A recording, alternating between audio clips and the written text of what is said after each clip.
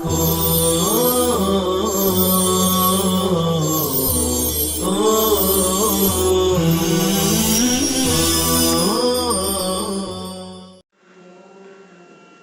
للہ رب العالمین والصلاة والسلام علی سید الانبیاء والمرسلین سیدنا محمد وآلہ وصحبہ اجمعین. اعوذ باللہ من الشیطان الرجیم. بسم اللہ الرحمن الرحیم. نحن نقص علیک نبأهم بالحق انہم فتیۃ آمنوا بربہم وزدناہم ہدی. ہم آپ کے سامنے ان کا قصہ تحقیق سے بیان کرتے ہیں.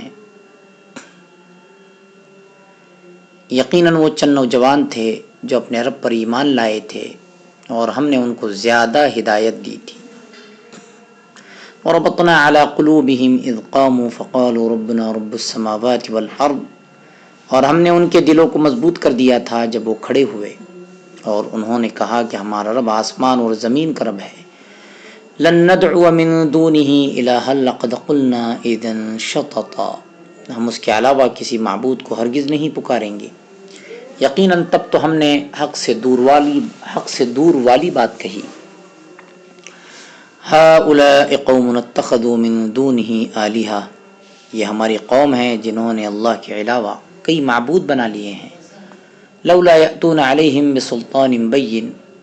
اس پر کوئی روشن دلیل کیوں نہیں لاتے. فمن اظلم ممن افترى علی اللہ کذبا. پھر اس سے زیادہ ظالم کون ہوگا جو اللہ پر جھوٹ گڑے.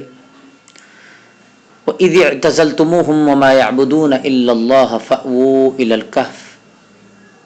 اور جب تم ان سے اور اللہ کے علاوہ ان کے معبودوں سے الگ ہو گئے ہو تو تم غار میں پناہ لو. يَنشُرْ لَكُمْ رَبُّكُمْ مِنْ رَحْمَتِهِ.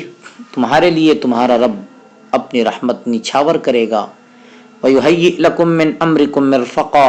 اور تمہارے لیے تمہارے معاملے میں آسانی مہیا کرے گا. وَتَرَى الشَّمْسَ إِذَا طَلَعَتْ تَزَاوَرُ عَنْ كَهْفِهِمْ ذَاتَ الْيَمِينِ. اور تو سورج کو دیکھیں گا جب وہ طلوع ہوتا ہے تو ان کے غار سے دائیں طرف کو ہٹتا ہے. وَإِذَا غَرَبَتْ تَقْرِضُهُمْ ذَاتَ الشِّمَالِ وَهُمْ فِي فَجْوَةٍ مِّنْهُ. اور جب غروب ہوتا ہے تو ان کو بائیں طرف کاٹ دیتا ہے حالانکہ وہ اس کے کھلے میدان میں ہے. ذَلِكَ مِنْ آیَاتِ اللَّهِ. یہ اللہ کی آیات میں سے ہے. من یہد اللہ فہو المہتد. جس کو اللہ ہدایت دے وہ ہدایت یافتہ ہے. ومن یضلل فلن تجد له ولیا مرشدا. اور جسے اللہ گمراہ کر دے تو آپ اس کے لیے کوئی دوست راستہ بتانے والا ہرگز نہیں پاؤں گے. وتحسبهم ایقاظا وهم رقود. اور آپ انہیں بیدار گمان کریں گے حالانکہ وہ سوئے ہوئے ہیں. وَنُقَلِّبُهُمْ ذَاتَ الْيَمِينِ وَذَاتَ الشِّمَالِ. اور ہم انہیں دائیں اور بائیں طرف الٹ پلٹ کرتے ہیں. وَقَلْبُهُمْ بَاسِطٌ ذِرَاعَيْهِ بِالْوَصِيدِ. اور ان کا کتا اپنی باہیں اپنے بازو چوکٹ پر پھیلائے ہوئے ہیں. لَوِ اطَّلَعْتَ عَلَيْهِمْ لَوَلَّيْتَ مِنْهُمْ فِرَارًا وَلَمُلِئْتَ مِنْهُمْ رُعْبًا. اگر آپ ان کی طرف جھانکے تو ان سے پیٹ پھیر کر بھاگیں اور آپ ان کی طرف سے مرعوب ہو جائیں. وَكَذَلِكَ بَعَثْنَاهُمْ لِيَتَسَاءَلُوا بَيْنَهُمْ. اور اسی طرح ہم نے ان کو جگہ دیا تاکہ وہ آپس میں سوال کریں. قَالَ قَائِلٌ مِّنْهُمْ كَمْ لَبِثْتُمْ. ان میں سے ایک کہنے والے نے کہا کہ تم کتنا ٹھہرے رہے. قَالُوا لَبِثْنَا يَوْمًا أَوْ بَعْضَ يَوْمٍ. تو انہوں نے کہا کہ ہم ایک دن یا ایک دن سے بھی کم ٹھہرے رہے. قَالُوا رَبُّكُمْ أَعْلَمُ بِمَا لَبِثْتُمْ. انہوں نے کہا کہ تمہارا رب تمہارے ٹھہرنے کی مدت کو خوب جانتا ہے. فَبَعْثُوا أَحَدَكُمْ بِوَرِقِكُمْ هَذِهِ إِلَى الْمَدِينَةِ. اب تم اپنے میں سے کسی ایک کو تمہارا چاندی کا یہ درہم دے کر شہر کی طرف بھیجو. فَلْيَنظُرْ أَيُّهَا أَزْكَى طَعَامًا. پھر اسے چاہیے کہ وہ دیکھے کہ کون سا کھانا زیادہ پاکیزہ ہے. فَلْيَأْتِكُمْ بِرِزْقٍ مِّنْهُ وَلْيَتَلَطَّفْ وَلَا يُشْعِرَنَّ بِكُمْ أَحَدًا. پھر وہ تمہارے پاس اس میں سے کھانا لائے اور اسے چاہیے کہ وہ نرم بات کرے اور کسی کو تمہارا پتہ نہ بتلائے. انہم ان یظہروا علیکم یرجموکم او یعیدوکم فی ملتہم ولن تفلحوا اذا ابدا. اس لیے کہ اگر وہ تم پر مطلع ہو جائیں گے تو تمہیں رجم کر دیں گے. رجم کر دیں گے یا تمہیں اپنے مذہب میں لوٹا دیں گے، اور تم اس وقت کبھی بھی ہرگز کامیاب نہ ہو سکو گے۔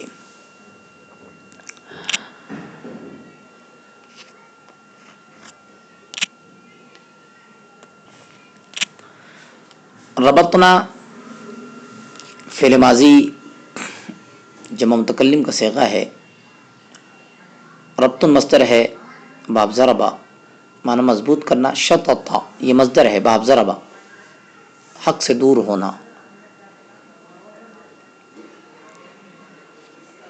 بین صفت مشبہ ہے، بیان مصدر ہے باب ضربہ واضح ظاہر، اعتزلتموہم اعتزلتم یہ فعل ماضی جمع مذکر حاضر کا صیغہ ہے، اعتزال مصدر ہے باب افتعال معنی الگ ہونا، اعتزلتم کے آخر میں میم جمع کے بعد واو صلہ ہے جو فعل کو مفعول بھی وغیرہ کے ساتھ ملانے کے وقت بڑھا دیا جاتا ہے۔ فأو یہ فا فصیحہ ہے، اصل عبارت ہے ان شئتم النجاۃ بدینکم فأو، تو فأو میں سے فا فصیحہ کو الگ کرنے کے بعد وہ رہ گیا، اس میں شروع کا حمزہ فا فصیحہ کی وجہ سے ساقط ہو گیا ہے۔ ینشر نشر مصدر ہے باب نصر، یحیی تہیئۃ مصدر ہے باب تفعیل مہیا کرنا، مرفقہ یہ مصدر ہے، نصر کرما سمعات تینوں باب آتے ہیں، اور مفعال کے وزن پر اس میں اعلیٰ بھی ہے، آرام ہر وہ چیز جس سے فائدہ اٹھایا جائے۔ تزاور یہ اصل میں تتزاور ہے، تخفیف کے لیے شروع سے ایک تا کو حذف کر دیا گیا ہے، تفاعل مصدر ہے، تقرید قرد مصدر ہے باب ضربہ کترانا، فجوہ کشادہ جگہ میدان جماعتی فجوات فجاء، المہتدی ہونا چاہیے، توقیفی طور پر آخر سے یا کو حذف کر دیا گیا اور کسرہ کو باقی رکھا گیا ہے تاکہ یا محذوفہ پر دلالت کرے۔ مرشدہ اس میں فاعل ہے، ارشاد مصدر ہے باب فعال رہنمائی کرنے والا، ایقاظ صفت مشبہ ہے، یقظ مصدر ہے باب سمع جاگنے والا، رقود اس کا واحد ہے راقد، رقد رقود مصدر ہے باب نصر،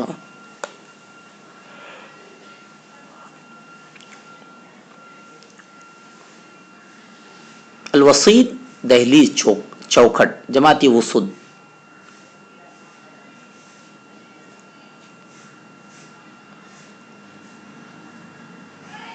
ازکا اس میں تفضیل ہے، زکوٰۃ مصدر ہے باب نصر، ولیتلطف تلطف مصدر ہے باب تفعل، خوش تدبیری سے کام کرنا، حسن تدبیر سے کام کرنا۔ حروف کی تعداد کے اعتبار سے کلمہ ولیتلطف کے حرف تا تک نصف قرآن ہے۔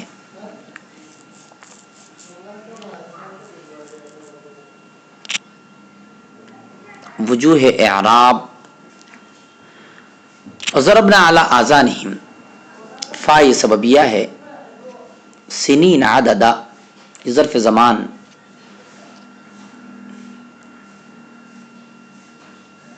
لبثو امدا، امدا یہ بھی ظرف زمان ہے۔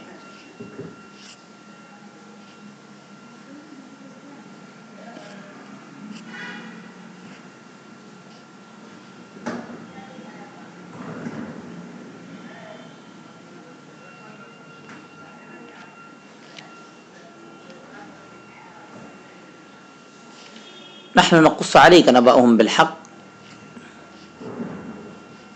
نبأهم یہ مفعول به ہے، وزدناهم هدى، ہدن یہ مفعول به ثانی ہے۔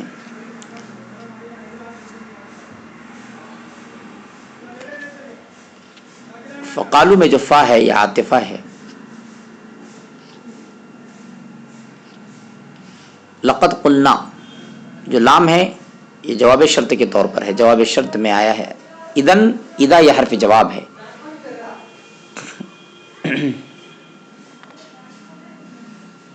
قولا شططا یہ اصل میں مفعول مطلق ہے، اصل عبارت ہے قولا ذا شططین.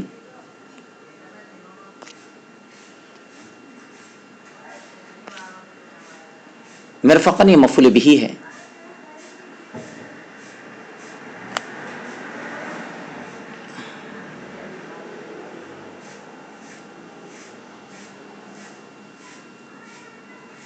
وہم یہ واو حالیہ ہے. ایقاظاً یہ مفعول بھی ثانی ہے. وہم رقود میں واو حالیہ ہے.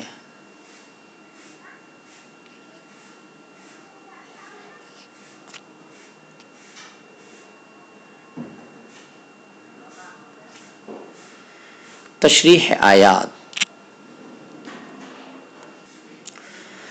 قل ادعوا اللہ وادعوا الرحمن. بعض مشرکین کہتے تھے کہ محمد ہمیں تو ایک خدا کی طرف دعوت دیتے ہیں لیکن خود دو خداؤں کو پکارتے ہیں، اللہ کو اور رحمان کو. اسی کا جواب دیا گیا کہ اللہ اور رحمان ایک ہی ذات کے دو نام ہیں. اس کے علاوہ اللہ تعالیٰ کے اور بھی صفاتی نام ہیں. کسی بھی نام سے اللہ کا ذکر کیا جائے مقصود اللہ تعالیٰ ہی کا ذکر ہے. ولا تجہر بالصلاۃ. مکہ میں جب آپ صلی اللہ علیہ وسلم اپنے رفقا کو نماز پڑھاتے اور زور سے قرآن مجید پڑھتے تو مشرکین قرآن مجید پڑھتے تو مشرکین قرآن کریم کو بھی، اللہ تعالیٰ کو بھی اور حضرت جبرائیل علیہ الصلوۃ والسلام کو بھی برا بھلا کہتے اور گستاخیاں کرتے. اس لیے آپ صلی اللہ علیہ وسلم سے فرمایا گیا کہ قرآن بہت زور سے نہ پڑھیں کہ مشرکین سنیں اور گستاخی کریں، اور اتنا آہستہ نہ پڑھیں کہ نماز میں شریک صحابہ رضی اللہ تعالیٰ عنہم بھی سن نہ سکیں، بلکہ درمیانی راستہ اختیار کریں. حضرت عبداللہ بن عباس رضی اللہ تعالیٰ عنہما سے اس حکم کا یہی پس منظر نقل کیا گیا ہے. صلاۃ کے اصل معنی دعا کے بھی ہے. حضرت عائشہ رضی اللہ تعالیٰ عنہا نے یہی دوسرا معنی مراد لیا ہے کہ دعا نہ بہت بلند آواز میں کی جائے اور نہ بالکل آہستہ. بہرحال قرآن کریم کے اس حکم سے معلوم ہوا کہ جہاں دین کی کسی بات کو زور سے کہنے سے فتنہ پیدا ہوتا ہو، اسلام کے دشمن گستاخی اور بے ادبی کا ذریعہ بناتے ہو اس کو، تو وہاں اس سے احتراز کرنا چاہیے تاکہ ہم بالواسطہ شاعر دین کی بے احترامی کا سبب نہ بنیں. سورہ کہف کی تشریح شروع ہو رہی ہے. قیمہ، قیم کے معنی سیدھے کے بھی ہے اور سیدھا کرنے والے کے بھی ہے. اگر سیدھے کا معنی ہو تو یہ اس سے پہلے کہ مضمون اس میں ذرا بھی کجی نہیں رکھی کہ مزید تاکید اور وضاحت ہے.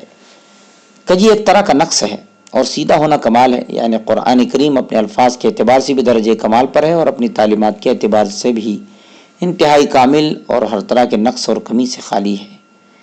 اگر سیدھا کرنے والا یہ معنی لیے جائے تو مطلب یہ ہے کہ اس کی تعلیمات انسان کو صحیح راستے پر لانے والی اور غلط طریقوں سے بچانے والی ہے.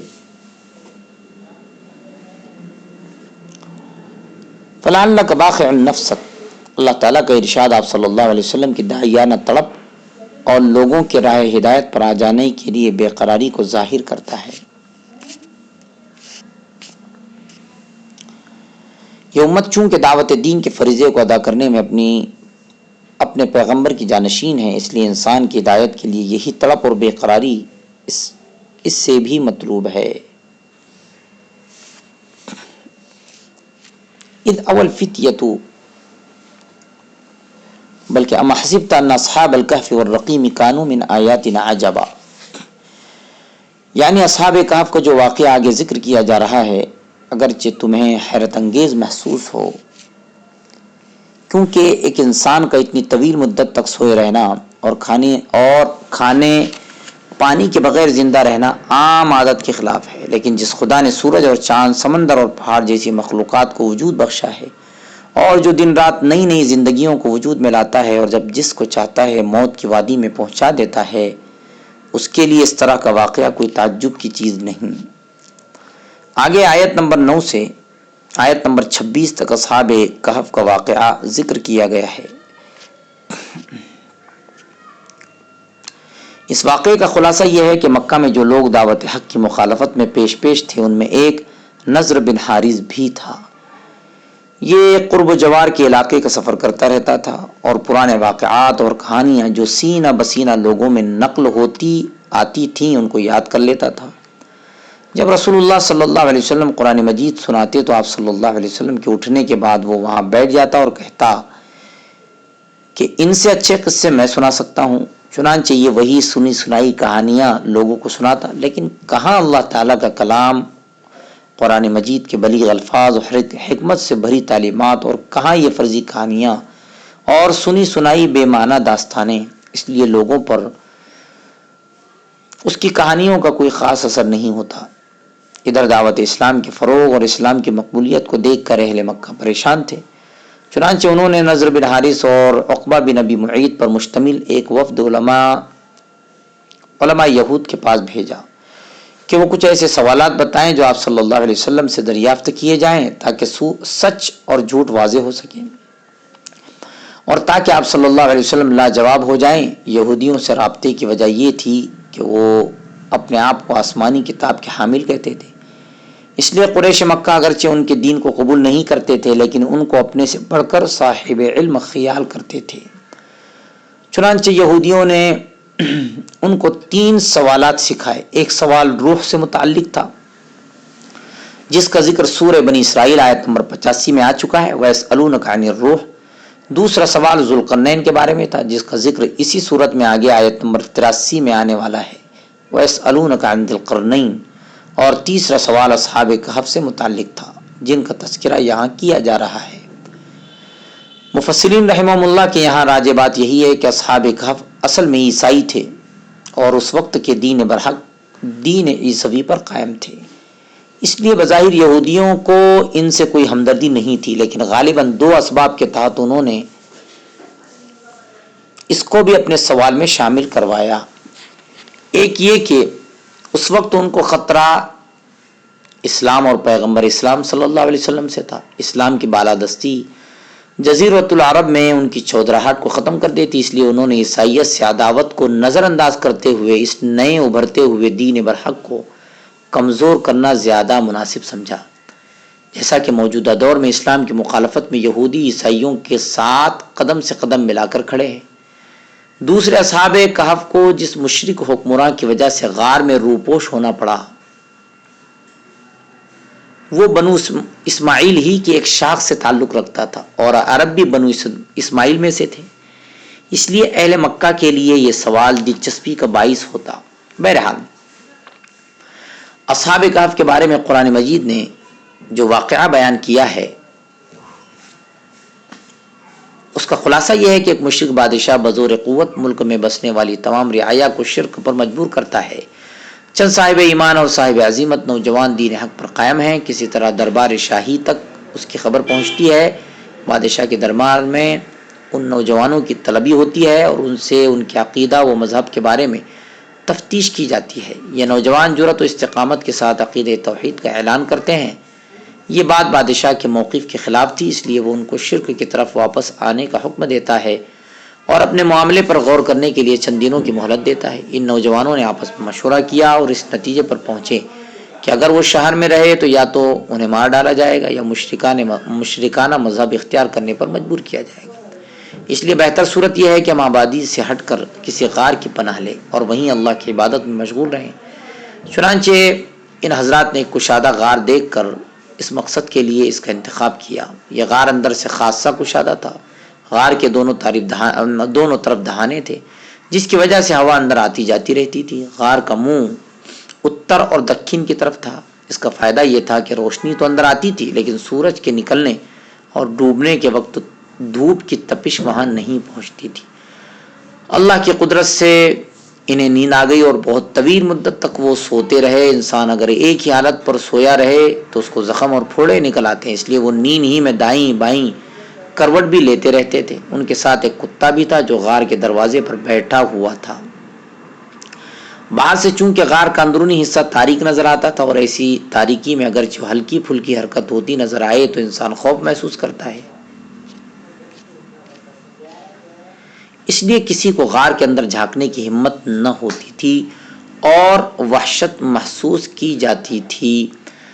آخر سال ہا سال گزر گئے، یہاں تک کہ حکومت بدل گئی اور اقتدار ان لوگوں کو حاصل ہوا جو دین عیسوی پر ایمان رکھتے تھے. اتفاق یہ کہ اسی زمانے میں ایک پادری نے انسان کے دوبارہ زندہ کیے جانے کا انکار کر دیا. اب اللہ کو یہ بات منظور ہوئی کہ ان سوتے ہوئے دین حق کے حاملین کو بیدار کیا جائے تاکہ وہ خود بھی اللہ کی قدرت کو اپنے سر کی آنکھوں سے دیکھیں. اور اس پادری کے اعتراض و انکار کا عملی جواب بھی ہو جائے کہ اگر کئی سو سال انسان اللہ کی قدرت سے نیند کی حالت میں رہ کر بیدار ہو سکتا ہے تو انسان مدتوں مردہ رہنے کے بعد زندہ کیوں نہیں ہو سکتا. چنانچہ غار میں سوئے ہوئے نوجوانوں کی آنکھ کھل گئی اور یہ ایک دوسرے سے دریافت کرنے لگے کہ ہم کتنی مدت سوئے ہیں. کسی نے ایک دن کہا اور کسی نے اس سے کچھ کم یا زیادہ. پھر مشورہ ہوا کہ ایک ساتھی شہر سے کھانا لے کر آئے. وہ اپنے سکے لے کر شہر پہنچے. یہاں ساری دنیا بدلی ہوئی نظر آئی. ڈرتے ڈرتے ایک دکان پر پہنچے، کھانے کی کچھ چیزیں خریدیں اور جب قیمت ادا کی تو دکاندار نے دیکھا کہ یہ سکہ تو بہت قدیم اور مشرکانہ حکومت کے دور کا ہے. آخر لوگوں کو معلوم ہوا، انہوں نے ان بزرگوں کا استقبال کیا. خود ان کو بھی یہ معلوم ہوا کہ اب تمام لوگ مسلمان ہو چکے ہیں، لیکن ان کی خواہش یہی تھی کہ گوشے تنہائی میں اللہ کی عبادت میں اپنے آپ کو مشغول رکھیں. اسی لیے لوگوں کی بھیڑ بھاڑ سے بچ بچا کر پھر غار میں واپس آ گئے. اب یا تو لوگوں نے ان سے گزارش کی کہ وہ آبادی میں واپس آ جائیں، لیکن وہ تیار نہیں ہوئے. بالآخر جب ان کی وفات ہوئی تو اسی غار کے اوپر لوگوں نے عبادت گاہ تعمیر کر دی. یا بعض روایتوں کے مطابق وہ غار میں کچھ اس طرح گم ہو گئے کہ لوگوں کو کچھ پتہ نہیں چل سکا. لیکن بہرحال انہوں نے اسی پہاڑ پر ایک عبادت گاہ بنا دی جس کے کسی غار میں اصحاب کہف مقیم تھے. بہرحال یہ ترجمہ تو ابھی ہمارا ہوا نہیں ہے، لیکن آیات کریمہ آگے آ رہی ہے اور وہ آیات اس طرح ہے کہ قال الذين غلبوا على امرهم لنتخذن عليهم مسجدا. صلی اللہ تعالی علی خیر خلقہ سیدنا محمد وآلہ وصحبہ اجمعین برحمتک یا ارحم الراحمین.